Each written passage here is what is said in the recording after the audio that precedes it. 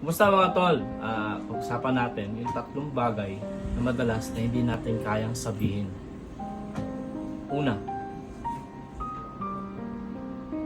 mali ako. I was wrong. Mahirap sa atin na sabihin sa iba at sa ating sarili, nagkamali tayo. Okay? Kaya pa minsan-minsan kailangan aamin din tayo sa ating pagkakamali. Pangalawa, I need help. Kailangan ko ng tulong.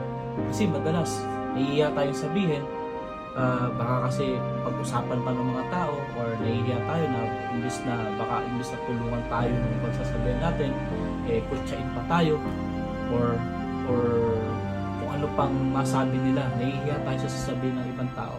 Kaya minsan, tinatago na lang natin pag kailangan natin ng tulong. Minsan, it leads to depression. So, hopefully, humingi ng tulong sa ating kapwa, lalo na sa ating pamilya. Okay? Number 3, ito.